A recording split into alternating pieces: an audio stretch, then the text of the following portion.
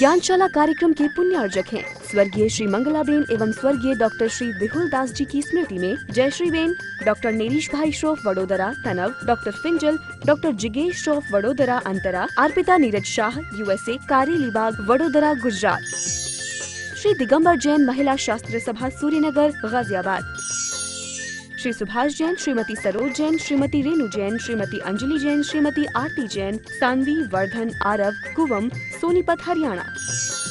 मातुश्री निरंजनाबाई सरोदय की स्मृति में सौभाग्यवती सुनंदा सरोदय, धर्मपत्नी professor Umesh Chandra Sarodaya, Madhuri Jain, Tarachand Sarodaya, Saurabh, Ritika, Pushpak, Shailesh, Nishigandha, Swastik, Spraha, Nagpur Maharashtra. Shri Parasnath rerolling mills limited, Durgapur 1, Vardhaman Paschim Bangal. Amita Jain, wife of Anil Kumar Jain, Sangeeta Jain, wife of Vipin Kumar Jain. Manak Chand, Kamala Devi, Rakesh, Neetu, Rishabh एवं आयुषी मुशरफ, B123 सेठी कॉलोनी, जयपुर, राजस्थान।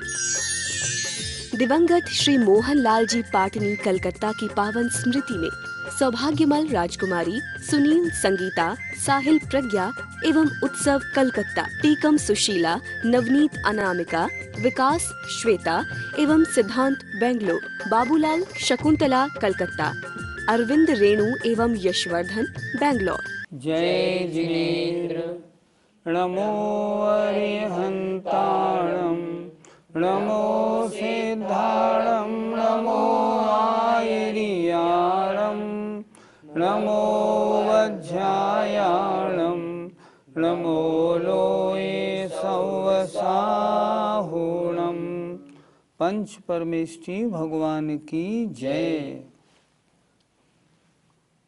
साधु को कहाँ अच्छी सामायिक होती है, कहाँ साधु समाधि लगाता है, उसके बारे में अगला श्लोक बहुत सुंदर है।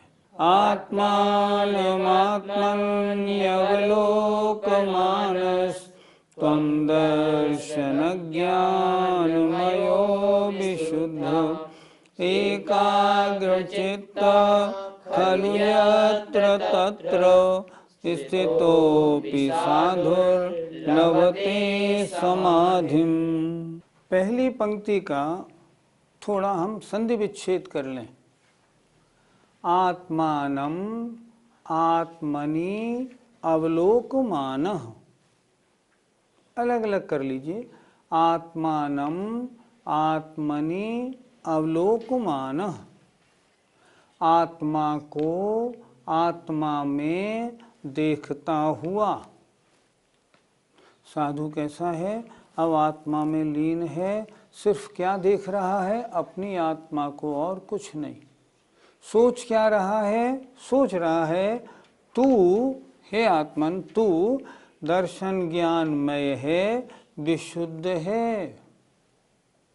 फिर देखें, आत्मानम आत्मा को आत्मनि आत्मा में अवलोक मानस देखता हुआ।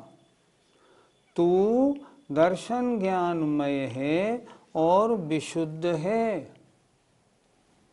एकाग्र चित्तः खलु यत्र तत्र, यत्र तत्र जहाँ कहीं भी, यहाँ या वहाँ, शहर में या गांव में, शहर में या जंगल में, पर्वत पर या जमीन पर, कहीं भी, यहाँ या वहाँ निश्चय से ऐसी एकाग्र चित्त को होता हुआ, स्थितः अपि जो इसमें स्थित हो गया है, आत्मा के द्वारा आत्मा को देखने में जो स्थित हो गया है, ऐसा स्थित हुआ साधु ही समाधिम लभते। समाधि माने सामायिक की उत्कृष्टता को प्राप्त करता है। फिर देखें नीचे की दो पंक्ति, निश्चय से यत्र तत्र, यहाँ या वहाँ, माने जहाँ कहीं भी एकाग्रता हो जाए।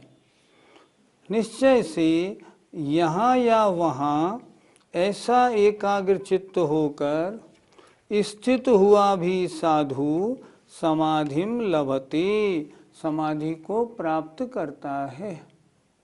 वास्तव में जो साधु ऐसा चिंतन करते हैं, ऐसे होते हैं, सामायिक उन्हीं की होती है, ध्यान उन्हीं का होता है, समाधि उन्हीं की होती है। फिर एक बार जरा देख लें, आत्मा को आत्मा में देखता हुआ तू दर्शन ज्ञानमय है, विशुद्ध है। जहाँ कहीं भी निश्चय से इस तरह एकाग्र चित्त होकर स्थित हुआ जो साधु है, वह समाधि को प्राप्त करता है, अर्थात सामायिक की उत्कृष्ट दशा उसी साधु की होती है। पंडित जी, क्या ऐसी एकाग्रता के लिए बाहरी अनुकूलताओं की आवश्यकता नहीं है? बहिरंग अनुकूलताएं ऐसे ध्यान के लिए सहयोगी होती हैं। मान लो एक कोई साधु ऐसे स्थान पर बैठे हों जहाँ हल्ला गुल्ला बहुत हो, बराबर मोटर गाड़ियाँ आ रही हों जा रही हों, कोलाहल हो, सामने स्कूल हो, सामने और किसी का मंदिर हो, वहाँ दिन भर शोर रहे, तो क्या ऐसी समाधि बन सकती है? नहीं बन सकती। सबसे पहले तो एकांतपना चाहिए। ऐसा एकांत हो जहाँ इंद्रियों को कोई विषय न मिले, कुछ सुनने को न मिले, कुछ देखने को न मिले, बदबू वगैरह नहीं आ रही हो, ऐसा मिले बिल्कुल सही योग्य वातावरण, जहाँ लिखा है आचार्यों ने, मक्खी मच्छर डांस आदि ना हो, जहाँ आने जाने वाले लोगों का संचार ना हो, जहाँ वाद्य यंत्र वगैरह की आवाज़ ना हो। अगर ऐसी आवाज़ें होंगी कैसे मन लगेगा? मन नहीं लगेगा, मन तो भटकेगा। सही बात तो ये है, बहिरंग सारे साधन अनुकूल होने पर भी आत्मा आत्मा में लीन हो जाए बहुत कठिन, और अगर बहिरंग साधन न मिले तब तो खैर बहुत ही कठिन, प्रश्न ही नहीं है। इसीलिए तो कहा गया है मुनि महाराजों को, जंगल में, एकांत में, वृक्ष की कोठरों में, पर्वतों पर जो एकांत स्थान है वहाँ रहें, ताकि वहाँ साधना, वहाँ अपना ध्यान अच्छा हो सके। बहिरंग साधन बहुत ज़रूरी हैं। हम तो स्वयं देखते हैं, जाप देने मंदिर में बैठें और मंदिर में कोई जोर से पूजा कर रहा हो, मन नहीं लगता, मन भटकता है। और अगर मान लो मंदिर में जाप देने के लिए रात को 10 बजे जाएं, जब कोई भी नहीं हो, भगवान के सामने बैठ के ध्यान लगाएं, मन खूब लगता है। बहिरंग साधनों की आवश्यकता है कि नहीं? बिल्कुल है, उसके बिना एकाग्रता बनेगी नहीं। मुनिराज तो परिचर्या करने वाले हैं, उनको तो कैसा भी स्थान मिले उन्हें वहीं पर सामायिक करनी चाहिए। इसका मतलब तो ये हुआ, आप अभी परिचय की परिभाषा नहीं जानते। परिचय किसे कहते हैं? जो उपसर्ग या जो कठिनाइयाँ या जो दिक्कतें अनायास आ जाएं, आप स्वयं जाके उनमें बैठे, वो नहीं। आप स्वयं चौराहे पे जाके बैठ जाएं और कहें मैं यहाँ ध्यान लगाऊंगा, ध्यान कैसे लगेगा? स्वयं सोचो, नहीं लगेगा, ऐसे नहीं होता। अच्छा, कहीं भी ध्यान लगाओ, परिचय आने की संभावना तो हर जगह रहती है। मान लो कोई मुनि महाराज एकांत में निवास करते हैं, क्या ये नहीं हो सकता आज वो आहार रहने जाएं और उनके आहार में बाल निकल आए और भूखे रह जाएं? क्या ये नहीं हो सकता आहार तो ले लिया, मौसम बहुत गर्मी का है, पानी नहीं पाए, प्यास की बाधा हुई, अब शीत और उष्ण की बाधा, ये तो बिना बुलाए आती हैं, इसमें क्या कर सकते हैं कोई। लेकिन फिर भी अगर शारीरिक बहिरंग व्याधियाँ होती हैं तब आत्मा मन नहीं लगा पाता। बहिरंग व्याधियों में मन तो भटकता ही है। हम लोगों का सहनन तो है नहीं, सहनन हो फिर तो बात ही अलग है। मुझे अच्छी तरह याद है, गोमटगिरी में, इंदौर में आचार्य का चातुर्मास हुआ था। आचार्य वहाँ से बिहार करके नेमावर पहुँचे। नेमावर पहुँचे 2-3-4 दिन बाद मेरा नेमावर जाना हुआ। मैंने आचार्य को नमोस्तु करके पूछा, आचार्य इंदौर का चातुर्मास कैसा रहा? आचार्य ने कहा, यूँ करके जान बची और लाखों पाए। मैंने कहा महाराज क्या मतलब? इतनी भीड़ ना सामायिक करने दें, ना ध्यान लगाने दें, ना स्वाध्याय करने दें, ऐसी भीड़ भाड़ में कहीं साधना होती है? नहीं, साधना नहीं होती। आचार्य जी कहते हैं इसीलिए तो मैं बड़े बड़े शहरों में नहीं जाता, कभी मैं बम्बई नहीं, दिल्ली नहीं, कभी जाने का सवाल ही नहीं। सन 2000 में तरुण सागर जी महाराज ने जो अहिंसा कुंभ किया था, उसके बुलावे के लिए 4-6 सज्जन आचार्य जी के पास आए थे। उन्होंने निवेदन किया, महाराज इस तरह अहिंसा कुंभ दिल्ली में हो रहा है, आप पधारेंगे तो बहुत अच्छा होगा। तो आचार्य जी तो अपना एक शब्द बोलते हैं, देखो, बस चले गए। जैसे ही वो लोग गए, मैंने तुरंत पूछा, महाराज जी क्या दिल्ली जाने का विचार बन सकता है? कभी नहीं। जहाँ हमारी समितियाँ न पलें, जहाँ हमारे व्रतों का पालन ना हो, वहाँ साधु क्यों जाए? हम दुनिया के लिए साधु नहीं बने, हम तो अपने लिए साधु बने हैं। और आचार्य जी नहीं गए, और आचार्य जी बड़े बड़े शहरों में भी इसीलिए लगाना नहीं चाहते। इंदौर में भी चातुर्मास था, इंदौर से 15 किलोमीटर दूर गोमटगिरी पे उन्होंने चातुर्मास किया, वहाँ भी उनको कहना पड़ा, जान बची और लाखों पाए। कारण साधना नहीं, स्वाध्याय नहीं, कैसे करें? साधु का अगर अपने आवश्यक पूरा नहीं कर पाए तो क्या ध्यान लगाएगा और क्या सामायिक होगी? इसलिए एकांत स्थान बहुत ज़रूरी है, लेकिन फिर भी परिचय तो आते हैं और परिचयों को सहन करना उनका काम होता है। अच्छी सामायिक के लिए क्या करना होता है? इस श्लोक में यही तो बताया है। मुनिराज को सामायिक करनी है, बहिरंग वातावरण बिल्कुल अनुकूल है, एकदम सब तरफ शांति है। अब वो उसमें चिंतन करेंगे। कैसे चिंतन करेंगे? मेरी आत्मा का स्वरूप क्या है? मैं दर्शन ज्ञान में हूँ। जानने देखने वाला जो तत्व है वह मेरा स्वरूप है। मैं विशुद्ध हूँ, अन्य परमाणु मात्र का भी मुझ में प्रवेश नहीं। मेरी आत्मा के साथ कितने ही कर्म लग जाएं, लेकिन कर्म का एक परमाणु जीव नहीं बनता और जीव का एक प्रदेश भी पुद्गल रूप परिणमन नहीं करता। मैं तो विशुद्ध हूँ। तो मैं क्या करूँ? सब तरफ से अपने मन को हटा करके एकाग्र चित्त होकर के अपनी आत्मा के द्वारा अपनी आत्मा का चिंतन करूं। चिंतन कैसे करूं? जैसा शास्त्रों में लिखा है। जैसे समय सार जी में अरसमरुवम गंधम अवत्तम चेदना गुणमसद्दम, ऐसे चिंतन करे। मेरी आत्मा रूप नहीं, रस नहीं, गंध नहीं, स्पर्शन इंद्री के द्वारा देखी नहीं जाती, चेतना गुण वाली है, शब्द रहित है, ऐसा चिंतन करे। शास्त्रों को पढ़ के उन शास्त्रों में से आत्मा के स्वभाव संबंधी गाथाओं को नोट करें और याद करें। जब उनको बोलते हैं बहुत आनंद आता है, और वो आनंद आत्मा के निकट ले जाने वाला होता है। तो जब एकांत स्थान में बैठ के पढ़े हुए आत्मा के संबंधी हम गाथाओं को, दोहों को, सबको बोलते हैं ना, तो हम अपनी आत्मा के निकट होते हैं और उस समय सारे विकल्प हमसे दूर हो जाते हैं। सामायिक ऐसे होती है। समय माने आत्मा, और आत्मा के निकट रहने का नाम सामायिक। सामायिक कब होगी? जब आत्मा का अच्छी तरह परिचय होगा। और अगर शुद्धोपयोग में चला जाए फिर तो बात ही क्या है। आत्मा को आत्मा के द्वारा देखता हुआ वह साधु या वह सामायिक करने वाला कैसा अनुभव करता है? अगले श्लोक में देखिए।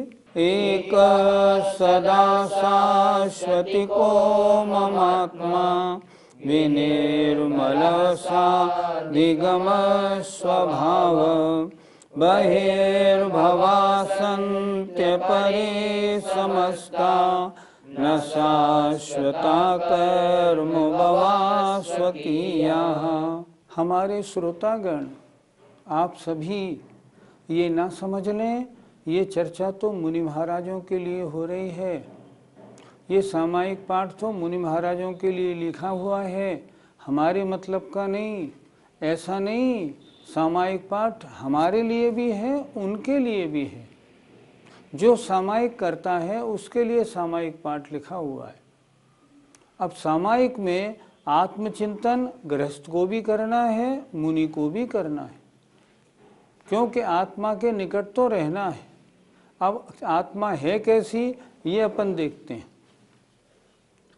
एकह आत्मा अकेला है, मैं अकेला हूँ। सदा शाश्वतिकः, सदा शाश्वत हूँ, अर्थात कभी नाश होने वाला नहीं। ममात्मा, मेरा आत्मा, मेरा आत्मा एक है और सदा रहने वाला है, अविनाशी है। और कैसा है, विनिर्मलः, अत्यंत निर्मल है। रंच मात्र भी पर पदार्थ का प्रवेश नहीं, द्रव्य कर्म भाव कर्म नो कर्म से रहित है। स्व अधिगम स्वभाव, ज्ञान स्वभाव से, जानने देखने वाले स्वभाव से सहित है, जानने देखने वाला है, चैतन्य युक्त है। बहिर्भवाः सन्ति अपरे समस्ता, अपरे माने अन्य, जो बहिर्भवाः बहिरंग में होने वाले, समस्तः सन्ति समस्त पदार्थ हैं, जितने ये पदार्थ हमको दिखते हैं ये सब न शाश्वतः, ये कोई शाश्वत नहीं है। जितनी चीज़ें हमें अपनी आँख से दिखाई पड़ती हैं, इनमें ये बताएं कौन सी वस्तु शाश्वत है। कोई शाश्वत नहीं। 100 बरस, 200 बरस, 50 बरस, 10 बरस, 1000 बरस में सब नष्ट होने वाली है। न शाश्वतः कर्म भवाः स्वकीयाः, और अपने अपने कर्मों के अनुसार उत्पन्न हुए हैं। ये मेरा बेटा अपने कर्मोदय से यहाँ जन्म लिया है। मेरा मकान कुछ लाभांतराय के क्षयोपशम से मैंने बनवाया है, कर्मोदय से है। लाभांतराय का उदय आएगा, मेरा नहीं, मेरे से अलग हो जाएगा, बिक जाएगा, छूट जाएगा। शरीर जब तक आयु कर्म का उदय है तब तक मेरा है। आयु कर्म का उदय समाप्त होगा, एक समय भी मैं इसको रख नहीं पाऊंगा। क्यों? कर्म भवाः स्वकीयाः, अपने अपने कर्म से उत्पन्न है। फिर देखें मैं कैसा हूँ। मम आत्मा, मेरा आत्मा एकः अकेला है। सदा शाश्वतिकः, सदा शाश्वत है, अविनाशी है, कभी नाश होने वाला नहीं। विनिर्मलः, अत्यंत निर्मल है। स अधिगम स्वभावः, अधिगम माने ज्ञान स्वभाव से सहित है। बहिर्भवाः सन्ति अपरे, अपरे माने अन्य, बहिरंग में होने वाले जो समस्त पदार्थ हैं ये शाश्वता न, इनमें कोई सदा रहने वाला नहीं है। कर्म भवाः स्वकीयाः, अपने अपने कर्म के अनुसार उत्पन्न हुए हैं, अपने अपने कर्म के अनुसार नष्ट हो जाएंगे। कोई भी सदा रहने वाला नहीं है। बहिरंग में ये जो आकाश आदि हैं ये तो शाश्वत रहने वाले हैं, फिर यहाँ इन्हें अशाश्वत क्यों बताया? बाहरी पदार्थ से हमको किसको लेना है?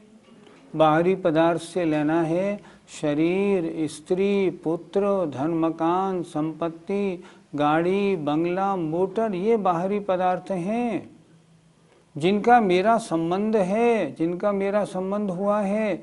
आकाश से मेरा क्या संबंध? इसलिए आकाश के शाश्वत पने को तो छोड़ दो।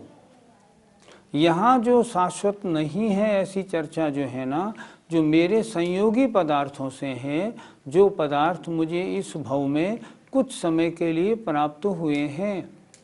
मेरी पत्नी इतने समय तक मेरे साथ रहेगी, उसकी आयु समाप्त होगी चली जाएगी, मेरी समाप्त होगी मैं चला जाऊंगा, बच्चे रह जाएंगे वो अलग बात है। इस तरह जितने बहिरंग पदार्थ मुझे दृष्टिगोचर हो रहे हैं ये सब अपने अपने कर्म से उत्पन्न हैं, इनमें कोई भी शाश्वत सदा रहने वाला नहीं है। पंडित जी, क्या हमारी आत्मा जन्म मरण से रहित अविनाशी है? आत्मा का वर्णन दो तरह से होता है, एक निश्चयने से और एक व्यवहारने से। निश्चयने आत्मा का स्वरूप बताता है, शुद्ध स्वरूप कैसा है।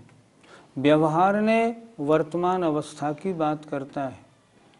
अगर निश्चय से अगर देखेंगे तो हमारी आत्मा कैसी है, वास्तव में शाश्वत है, आत्मा का कोई जन्म मरण नहीं होता, हमेशा रहने वाली है, ऐसी आत्मा है।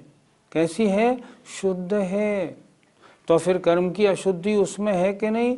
नहीं, स्वभाव से बात कर रहा हूँ, स्वभाव से देखें तो। अब चलते हैं वर्तमान में कैसी है। वर्तमान में आत्मा को जन्म मरण लगा हुआ है। आत्मा राग द्वेष से युक्त है, आत्मा शरीर सहित है, आत्मा और कर्म एक में एक हो रहे हैं। स्वभाव से आत्मा अमूर्तिक है, पर वर्तमान में हमारी आपकी आत्मा मूर्तिक ही है। आचार्य वीरसेन स्वामी लिखते हैं मूर्तिक ही है, मूर्तिक हो सकती है नहीं। व्यवहारने से वर्तमान अवस्था में, आज की अवस्था में तो मूर्तिक ही है, लेकिन स्वभाव से अमूर्तिक है। वो लिखते हैं ना, मम स्वरूप है सिद्ध समान, अमित शक्ति सुख ज्ञान निधान, किंतु आशवश खोया ज्ञान, बना भिखारी निपट अजान। मैंने सांसारिक पदार्थों में अपना लगाव बना करके अपना ज्ञान नष्ट कर लिया, मैं मिथ्या दृष्टि बन गया और अज्ञानी बना हुआ संसार में भटक रहा हूँ। ये है असली आत्मा की स्वरूप की पहचान। अगर आत्मा का स्वरूप जानना हो, समय सार परमात्म प्रकाश समाधि तंत्र आदि ग्रंथों का स्वाध्याय करें। बहुत से श्लोक, बहुत सी गाथाएं वहाँ दी हुई हैं जो आत्मा का स्वरूप बताने वाली हैं। और जब आत्मा को सामायिक करने वाला आत्मा में लगाता है, उन स्वरूप वाली आत्मा का चिंतन करके निर्विकल्प होकर के आत्मा में डूब जाता है। ऐसे ही डूबने वालों को शुद्धोपयोग होता है। आत्मा में इस प्रकार का चिंतन करने का फल क्या होता है? आत्मा के अलावा अन्य जितने भी पदार्थ हमें संयोगी मिले हैं, इस संसार में मिले हैं, स्त्री पुत्र माता पिता धन मकान आदि, यदि हम इनको अपना मानेंगे तो महान राग द्वेष और मिथ्यात्व का बंध होगा, और फिर हमारा संसार कभी छूटेगा नहीं और संसार और प्रगाढ़ होता जाएगा और मिथ्यात्व हमारा पुष्ट होगा। इसलिए यदि हम आत्मा का सच्चा स्वरूप समझ के, जैसा यहाँ बताया है, मैं ऐसा ही हूँ ऐसा मानकर यदि हम अपनी आत्मा के द्वारा आत्मा का चिंतन करते हैं, उन समयों में राग द्वेष से दूर हट जाते हैं, एकाग्रता बनाते हैं, अपने स्वभाव में डुबकी लगाते हैं, महान कर्मों की निर्जरा होती है। कर्मों का संवर और निर्जरा ही मोक्ष मार्ग है, मोक्ष की ओर ले जाने वाला है। इसलिए जिनको मोक्ष प्राप्ति की इच्छा हो वे अपनी आत्मा का स्वरूप समझें, बहिरंग पदार्थों की ओर से हटें और अपने आत्म स्वरूप का चिंतन करें। दिन में 10 बार 20 बार घंटे 2 घंटे चिंतन करें और उसमें डूबें। इसीलिए सामायिक दिन में 3 बार की जाती है।